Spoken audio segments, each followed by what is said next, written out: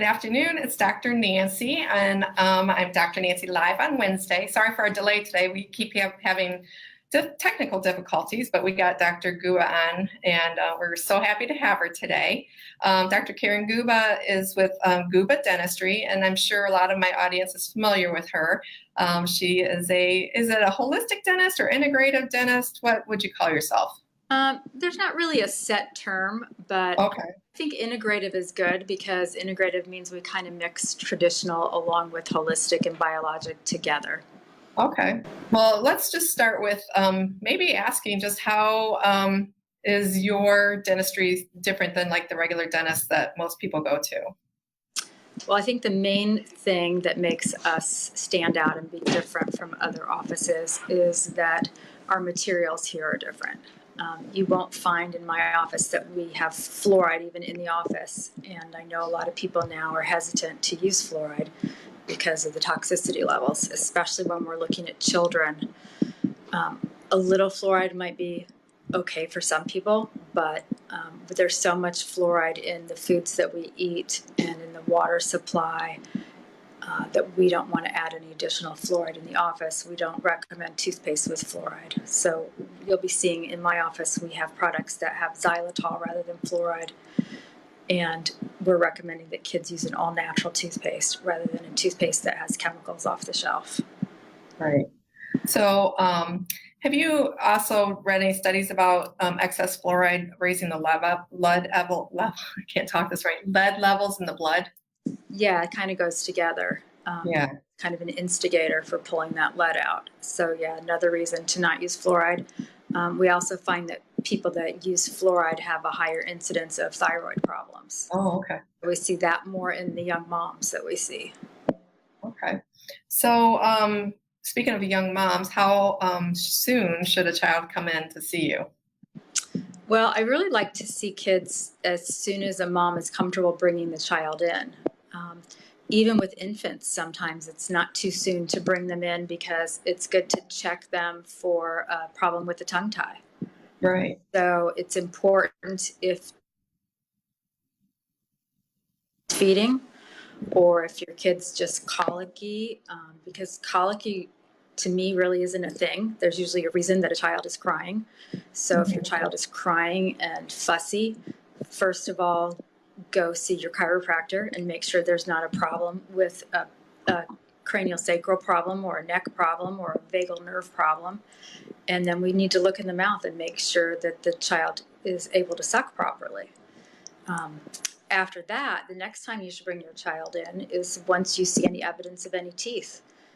As soon as there's a tooth, then you need to start brushing, even if it's just with a washcloth and some warm water. You can even brush the gums before there's teeth, just to get the child used to having your fingers in their mouth. Right. So do you actually do tongue tie revisions at your office? I do tongue tie revisions on the toddler age kids. Okay. The infants, not really my specialty. It's Okay. kind of really refined specialty. And most of the kids in town, for the infants, we still refer to Dr. Newman up on the north side. Okay. And he's really got that down with the babies. Okay. Wonderful. Do you also do some adult tongue tie releases? I do. Okay. Yeah. It's funny that you mentioned that because it's kind of a new thing in the last couple of years that the people in my generation and even maybe 10 or 15 years younger than me, we kind of got skipped over for that. Yeah. Because, years ago when there was a lot of midwife births, the midwives would just cut the tongue tie with their fingernail and it was no big deal and the babies were fine for breastfeeding. Right. And then when there was a lot more hospital births and people in my generation, our moms didn't breastfeed us. And so it was no big deal. So even when I was in dental school, we were taught that everybody has a tongue tie and that's just how it is. So now we know that 50% of my patients are now having sleep problems and airway problems and sleep apnea. And we know a lot of that is related to not having a good airway. And that is related to narrow arches, which is related to tongue tie problems or improper orthodontics.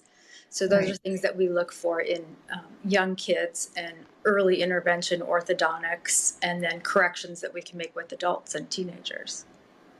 I've had some adults I've seen after getting revisions, and it's interesting to hear because adults are more familiar with their body. It's really interesting to hear the responses after the tongue gets released and how their shoulders just go, whoa, just drop down, and back pain feels better. It's just amazing what one little piece of skin will do. It just amazes me every day. Fascia, the fascia is really important. It's like if something's too tight and you release that, it's kind of like if you've worn your bra all day and you take it off and it's a big release, you can change how you feel. But if that's too tight, you can even see changes in people's posture. And if they've always had a forward head posture, and then you release that, and then their head goes up straight. So it's really cool. Or if they don't hold their chiropractic adjustments and you don't know why, it's because they're constantly being pulled by that. And the muscles are always tight in their mouth. Yeah, I'm finding myself looking under adult tongues more and more than I am little people too. But yeah, it's interesting. And then they're really wide. I notice it's like the real wide Eiffel Tower shape. But another good test is if you have patients lift their tongue up and put it in the back of their mouth, they should still be able to open wide to 3 fingers. So you should be able to put 3 fingers in your mouth, tongue all the way in the back and open wide. And if they can't, then it should be evaluated for a possible tongue tie. Okay. Well, we got off track, but this is great. Great information. Let's talk cavities. How can, with what you know about cavities, how can our people prevent cavities in their kids? Well, the first and foremost thing is brush your kids' teeth as soon as you start to see the teeth. And then we've got to watch the diet. But cavities are caused by a certain bacteria. We know that now. So you've got to keep that bacteria out of their mouth. And if we are careful with the bacteria and careful with nutrition, then we can prevent it, or we can remineralize teeth.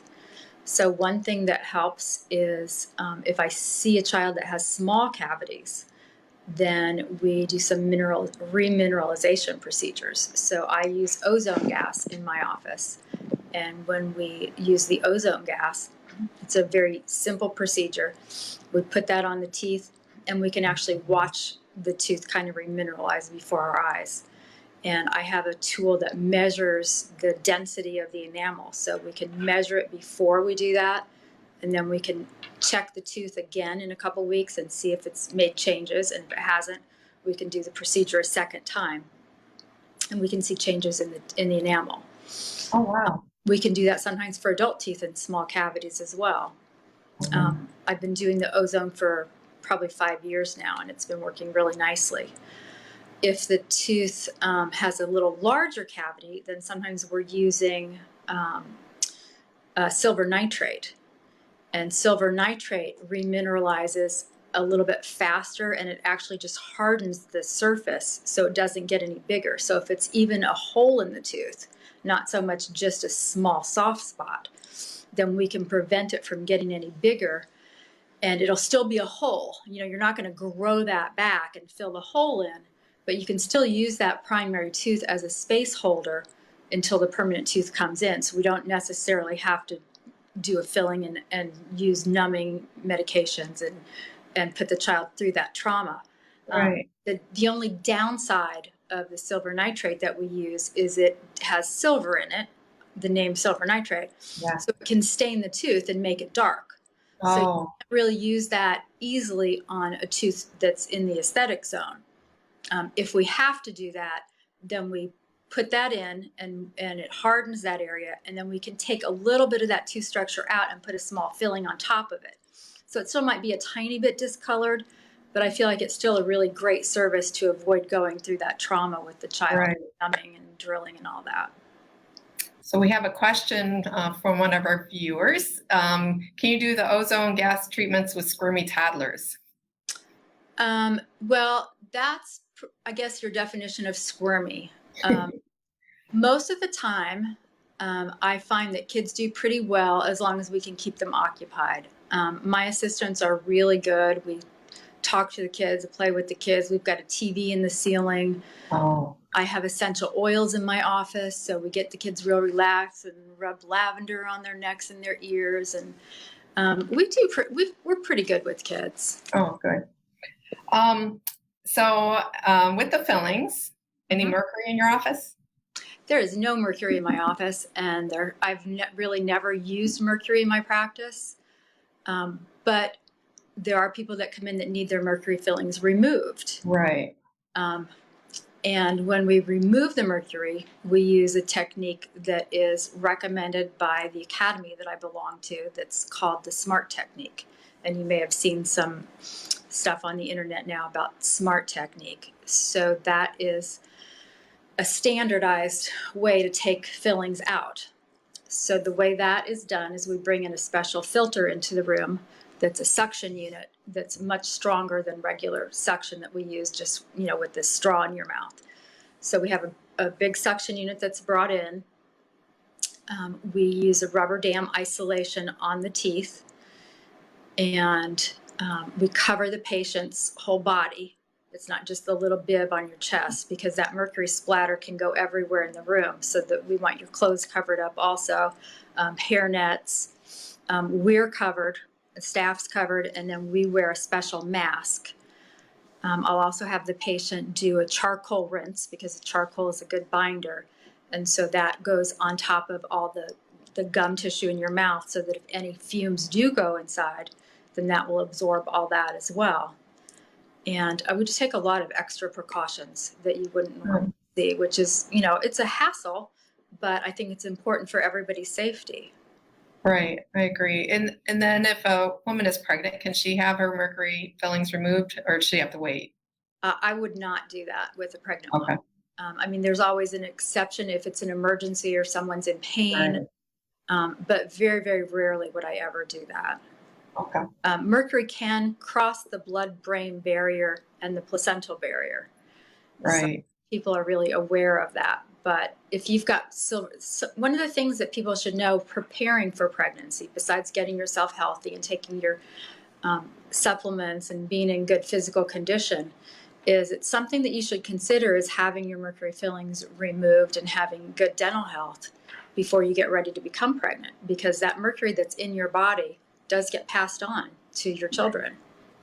That is true. Yeah. That's really, really good advice, because I don't think that moms really think about that, or women getting pregnant. You really want to have a really good environment, to grow that baby in. And so getting rid of the mercury definitely would be, an advantage for that. Let's go back to the cavities. When you said diet, what kind of things trigger cavities? Is it, you always hear sugar. What else would trigger? Do you maintain like good gut health? Is that kind of how you talk? Well, good gut health is very important. And I think people have a good idea about now probiotics are important. But the other thing that sometimes people don't really realize is I have a lot of patients in my practice that are really good, healthy eaters, and they're aware that you should eat organic, and they're aware that you shouldn't eat sugar, but sometimes we forget that carbs turn into sugar. And so we're trying to, keep our kids entertained when we're trying to get things done. And so we'll hand them some organic Annie's goldfish. And if your kid's eating snacks all day, even if they're organic, they're still turning into sugar in your mouth. So you can give them healthy goldfish, but they're still carbs, or you can give them organic raisins and they're still going to turn into sugar and stick to their teeth. So even though we're trying to do the right thing, and theoretically it sounds great, but there are some snacks that are still better than other snacks. So carbs are still sugar. Right. And your kids don't know the difference. If you're going to give them a snack, carrots are still a good snack, or, cut up vegetables. Right. They know the difference. If they don't have the choices of a bowl of M&Ms or a bowl of carrots, if that's their choice, they're still going to eat that. Right. Well, do you have any last minute tips to offer our audience today about dental health, anything that you think they should know? I think the most important thing for parents is when you do take your child to the dentist, just don't act like it's going to be a big deal for them, because I think parents have a lot of underlying fear from when they had experiences with kids, or as kids, sorry. Yeah. And so sometimes that comes across to the child. So the parents are sometimes so much more nervous than the kids. The kids are coming in expecting it to be fine. And a lot of times parents are so nervous that the kids are just fearful when they walk in. So if you can just act like it's going to be another fun day and it's going to be a great experience, then I think your kids are going to do great. Good. I think we're both in the same boat as far as that goes.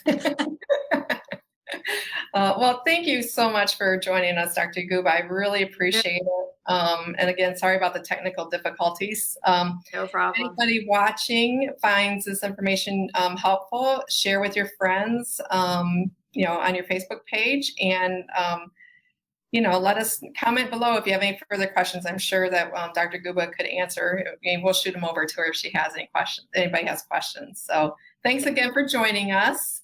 And have a great rest of your day. Thank you. Thanks. Bye. Bye.